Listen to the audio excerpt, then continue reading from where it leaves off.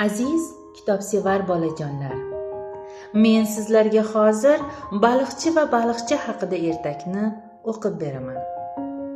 Bir bor ekan, bir yo'q ekan. Bir qishloqda Alovuddin ismli oqko'ngil, kambag'al baliqchi bor ekan. Alovuddin har kuni baliq ovlashga chiqar, tutgan baliqlarni shaharcha bozorida sotarkan. Yana shunday kunlarning birida barvaqt turib ovga chiqibdi. Bugun yaxshi baliqlar tutishga umid qilibdi. To'rini dengizning moviy suvlariga tashlabdi.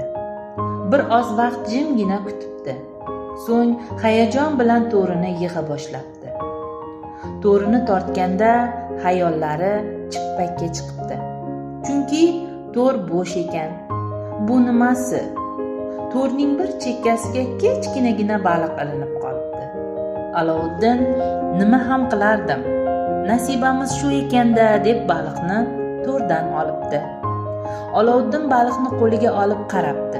Bunchalar kichkina bo'lmasa, uni dengizga qaytarib qo'yib yuborish yoki uyiga olib ketish haqida o'ylanib qolibdi. Shu payt bir ovoz eshitilibdi. Baliqchi birodar, kichkina bo'lganim va qorningni to'ydira olmaganim uchun meni kechir.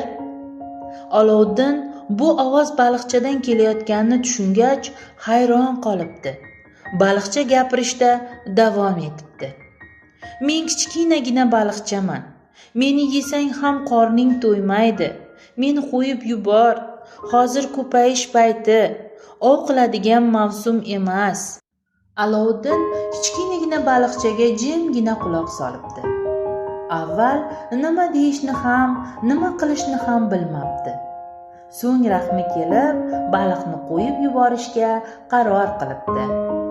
Gapiradigan baliqning gapi to'g'ri. Ko'payish mavsumida ov qilmasligim kerak deb o'ylabdi. Alovuddin kichik baliqchani qo'llari orasiga olib, "Ey baliqcha, seni qo'yib yuboraman. Birozdan so'ng ozodlikka erishasan" debdi. Baliqcha Alovuddinning qanchalik oqko'ngil ekanini bilibdi. Sababi yomon odam bo'lganida uni dengizga qo'yib yubormasdi-da. "Bu yaxshiligingni hech qachon unutmayman" debdi baliqcha.